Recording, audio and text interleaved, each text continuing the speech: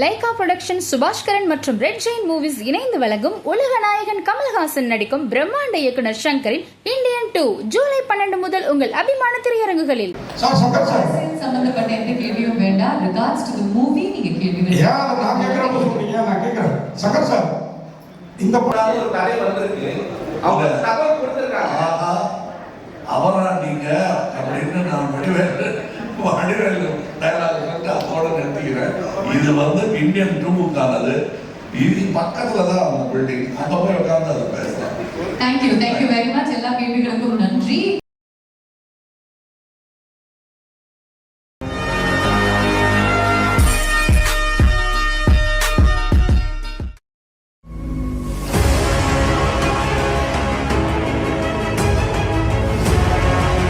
Media friends.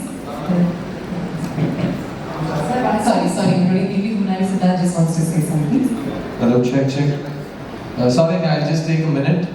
இது வரைக்கும் பார்த்தா சாரியும் ரெண்டு சார்ஸையும் கேட்ட கேள்வியில் உங்களுக்கு நிறைய விஷயங்கள் இந்த படத்தில் எல்லாருக்கும் இருந்த கஷ்டங்கள், அந்த கஷ்டங்கள் எப்படி தாண்டி வந்தாங்க, தாண்டி எவ்வளோ பெரிய ஒரு முதலீடு, எவ்வளோ பெரிய செலவு, எவ்வளோ பெரிய ஒரு விஷன் அண்ட் ஆம்பிஷன் அப்படிங்கிறதெல்லாம் நீங்கள் கேட்டீங்க. முக்கியமாக இந்த இந்தியன் 2 படம், இந்தியன் 1 ஒரு செகண்டுக்கு மறந்துடுங்க. இந்தியன் 2 படம் நீங்கள் ஏன் தியேட்டருக்கு வந்து பார்க்கணுங்கிறதுக்கு காரணம், ரெண்டு முக்கியமான காரணம் இங்கே இருக்காங்க. பட் அதை தாண்டி இந்த படம் பேசுகிற சமூக கருத்து, இந்த படம் பேசுகிற சமூக அக்கறை, அது வந்து ரொம்ப ரொம்ப ஒரு ரிஃப்ரெஷிங்காக முக்கியமான ஒரு ஸ்டாண்ட் பாயிண்ட், ஒரு பாயிண்ட் ஆஃப் வியூவாக நான் கருதுறேன். ஸோ இப்போ இருக்கிற யங்ஸ்டர்ஸ், நீங்களாம் எங்களை மாதிரி தியேட்டரில் போய் இந்தியன் 1 பார்க்கல இல்லையா? ஸோ அது ஒரு செகண்டுக்கு மறந்துடுங்க.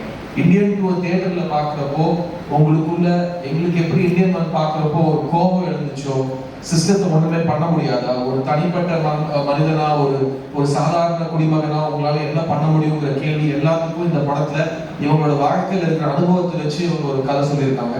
அண்ட் அதை நான் ரொம்ப இன்ஸ்பைரிங்கா, ஆஸ் அன் ஆக்டர் எனக்கு ரொம்ப இன்ஸ்பைரிங்கா இருந்துச்சு. அண்ட் டெஃபினட்டா வரப்போற தலைமுறைக்கும் இந்த இந்தியன் 2 பேசுற இந்த சமூக அக்கறை, ஒரு இண்டிவிஜுவல் சிட்டிசனோட ரெஸ்பான்சிபிலிட்டிஸ், இது எல்லாமே ரொம்ப அழுத்தமா சொல்லியிருக்காங்க. So please come to the theatre on July 12 for these two legends, but also to see a new cinema and to see இது வரைக்கும் நீங்க பார்க்காத, இப்போ எல்லாரும் ஊழல் பத்தி நிறைய படம் எடுத்துக்கணும்னு சொல்றாங்க, பட் ஊழலை பத்தி இந்த அளவுக்கு ஜீரோ டாலரன்ஸோட எடுக்கப்பட்ட படம் இந்தியன் 2.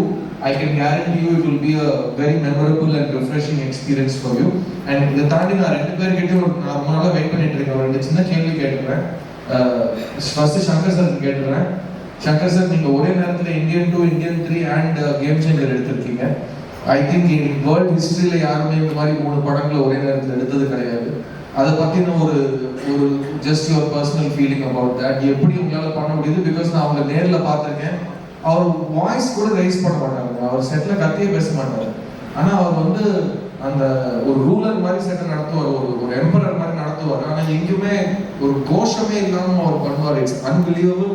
நான் நேரில் பார்த்துருக்கேன். So daily Shankar sir set நாங்கள் பார்க்குறப்போ எப்படி இருக்கோ, உங்களுக்கு டெய்லி எல்லா செட்டுமே அப்படி இருக்கிறது. How to you deal with it and what is your experience? Kamal sir, ரீசெண்டாக நீங்கள் ஒரு இன்டர்வியூ ரொம்ப அழகாக ஒரு ஸ்டேஜில் இன்ஃபேக்ட் சொல்லியிருந்தீங்க, ரொம்ப புரிதலோட ரொம்ப அழகாக சொல்லியிருந்தீங்க. உங்களுக்கு பிடிச்ச படங்கள்ல உங்களுக்கு சில பேருக்கு ஃபர்ஸ்ட் ஹாஃப் பிடிக்கும், செகண்ட் ஹாஃப் பிடிக்கும். அப்படி பார்க்குறப்போ எனக்கு பிடிச்ச செகண்ட் ஹாஃப் இந்த இந்தியன் 3 அப்படின்னு, அந்த காரணத்துக்காக நான் இந்தியன் 2 ரொம்ப எக்ஸைட்டடாக பண்ணேன்னு நீங்கள் சொன்னீங்க. அது வந்து சினிமா புரிதல் இல்லாதவங்க சில பேர் எப்படி புரிஞ்சுட்டு இருக்காங்களா, உங்களுக்கு இந்தியன் 2 பிடிக்கல அப்படின்ற மாதிரி அவங்க ரெஃபரன்ஸ் எடுத்துட்டு இருக்காங்க. அவங்களுக்கு மட்டும் இல்ல, ஜென்ரலாவே இதை கொஞ்சம் இன்னும் அழகா இன்னும் அவங்களுக்கு புரியுற மாதிரி ஒரு சொல்லிட்டீங்கன்னா, எது பிடிக்கும் நீங்க என்ன கேட்டீங்கன்னா, எனக்கு இந்தியன் 4 தாங்க பிடிக்கும். ஏன்னா இந்த பாயசம் எனக்கு ருசி காமிச்சிட்டாங்க, கொடுத்துட்டாங்க. இந்தியன் 4 நான் இருப்பேன், அந்த ருசியும் சீக்கிரமா காமிச்சிருங்க, சந்தோஷமா இருக்கும் ஒரு நம்பிக்கை. அங்க சுபாஸ்கரன் அவர்கள் பேனா கேப்பை திறந்து செக் புக்கு போட்டோம், அந்த சைன் பண்றது எனக்கு தெரியுது. தெரியுது. லைட்டாக வர்மக்கலையை இதை கையாளுவாருன்னு நினைக்கிறேன். சைலன்ஸ் அப்படின்னு சொல்லிட்டு. But time for your questions. Secure actor கேள்விப்பட்டிருக்கீங்கல்ல, இவ்வளவு செக்யூர் ஆக்டர் நான் உலகத்துல பார்த்தது கிடையாது, பார்க்கவும் மாட்டேன். அவர் இருக்கிற ஒரே காரணத்துக்காக தான் நான் ஷூட் பண்ண எல்லா ஷாட்டும், நான் பேசின எல்லா வசனமும் படத்துல இருக்கு. அவர் அவ்வளவு செக்யூரான ஒரு actor. So please in every way Kamal sir மாதிரி ஒரு கோ ஆக்டர்லாம் it's impossible to see. Because அவர் சினிமா தான் ஃபர்ஸ்ட் பெடஸ்டல்ல வைக்கிறாரு, நம்ம வச்சுக்கவே மாட்டார். அதுதான் அவரோட மிகப்பெரிய பெருந்தன்மை. Thank you Kamal sir for the democracy you brought to this. Thank you so much. எனக்கு மட்டும் இந்த படத்தில் நடிச்சவங்க எல்லாருக்கும் டெமோக்ராட்டிக்காக இருக்காரு. அண்ட் செட் வந்து ஒரு நியூ கமர்ஸோட செட் மாதிரி இருந்தது. It's unbelievable. So thank you sir. வசனங்கள் இருந்தாலே வந்து அரசியல் வசனங்கள் இருந்தாலே அது நிறைய சென்சார் கொடுப்பாங்க. ஸோ இந்தியன் டூக்கு எத்தனை கரெக்ட் வந்து சென்சார் கொடுத்துருக்காங்க சார்? நீங்கள் ஆல்ரெடி வந்திருக்கேன். என்னென்ன கெட்ட டயலாக் கட்ஸ் வந்துச்சு, கெட்ட வார்த்தைகள்லாம் வந்து நீங்கள் சொன்னாங்க. சில கிளாமராக இருக்கிற சில இதெல்லாம் கொஞ்சம் இது பண்ண சொன்னாங்க, லைக் அவுட் ஃபோக்கஸ் பண்ண சொன்னாங்க. இவருக்கு நான் பதில் சொல்லுறேன் நினைச்சிருவேன்னா, சென்சாரோட எனக்கு எப்போவுமே ஒரு பேச்சுவார்த்தை நடந்துகிட்டே இருக்கும். நல்லபடியாக ஒன்றும் இல்லை. நான் சின்ன பிள்ளையாக இருக்கும்போது ஸ்கூலில் நிறைய கெட்ட வார்த்தை கவிதைகள் எழுதிட்டேன்னு கம்ப்ளைண்ட் வந்து அது இதுலேருந்து தப்பிக்கவே முடியாது. என்னை விட்டு துரத்துருவாங்க வேகத்தில் இல்லை. தாமலார ஊர்லேருந்து வரவழைச்சிட்டாங்க எங்கள் அம்மா. இவர் அதெல்லாம் எடுத்து பார்த்தாரு, என்ன எழுதியிருக்கேன். தமிழ் சந்தம் போதை தலையின் சீரம் சரியில்லை. பாட்டெல்லாம் நல்லா இருக்கு, தலையின் சீரம் சரியில்லை. இல்லை இது கெட்ட வார்த்தையெல்லாம் எழுதியிருக்கேன். ஒன்று பண்ணு, நீ டாக்டருக்கு படி, இதெல்லாம் பாடமாக மாறிடும் அப்படின்னாரு. நீ என்னென்ன வார்த்தைகள் கொடுத்துருக்கியோ இதெல்லாம் டாக்டருக்கு படிச்சேன்னா அது பாடமாக மாறிடும்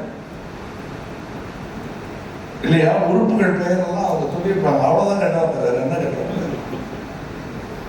இல்லை ஆண் மக்கள் தங்கள் செய்ய முடியாத தொழிலை பெண்கள் செய்யும் அந்த பொறாமையில அவங்க அந்த தொழிலை இழிவாக பேசுறது தான் கெட்ட வார்த்தை. இவங்களால செய்ய முடிஞ்சிருந்தா அது கெட்ட வார்த்தையாகவே மாறி இருக்க. இவ்வளவுதான். இந்த கெட்ட வார்த்தைங்கிறதுக்கு வந்து நான் சென்சாருக்கு விடுக்கும் தூது. இது கலைஞன் ஒரு ஜெயகாந்தன் மாதிரியா இருக்கிற ஒரு எழுத்தாளர் தன் கதையை தன் கேரக்டரை ஆழ பதிவு செய்வதற்கு இந்த கெட்ட வார்த்தைகள் மிகவும் பயன்படும். கெட்டதையும் நல்லதையும் பக்கத்தை பக்கத்தில் வச்சாதான் இது உப்பு இது காரம்னு தெரியும். அதனால சென்சார் கிட்ட நான் விழுக்கும் வேண்டுகோள் இந்தியன் படத்தில் இல்லை, அதான் முடிஞ்சு தப்பிக்க பயன்படுத்த நினைக்கிறேன். நான் விழுப்பது இனி எழுதவிருக்கும் படங்களுக்கு. ஏன்னா நீங்க தடுத்துட்டதுனால என் பிள்ளைகள்லாம் தெருவில் கெட்ட வார்த்தை கேட்காம தப்பிச்சிருப்போம். கண்டிப்பா எல்லாரும் எல்லா நேரம் கேட்டு வார்த்தை அது எது தரம் குறைந்தது, எது தரம் நம்ம போடுற சட்ட கலர்ல எது வசதியானது, எது விலை குறைந்தது, எது காடியானது, எது கம்மியானதுங்கிறத நம்மளை முடிவு பண்ண வைப்பது நம்மளுடைய சுற்றுச்சூழல் தானே. அந்த மாதிரி இது நடக்கும். தயவுசெய்து இப்ப இவர் காட்டுற வில்லன் வந்து இவர் அல்ல. ஆனா அந்த வில்லன் அவர் யோசிக்கிறார், இப்படி ஒரு இருப்பது சமுதாயத்துக்கு கேடு. இதெல்லாம் அனுமதிக்கணும், காட்டணும். இன்னும் வன்முறையினால் வரும் வன்முறையை சந்தோஷமான நிகழ்வா படத்துல காட்டாம அது வலிக்கிற மாதிரி காட்சிகளா அதை காட்டினோம்னா வாழ்க்கையில் நிகழாது.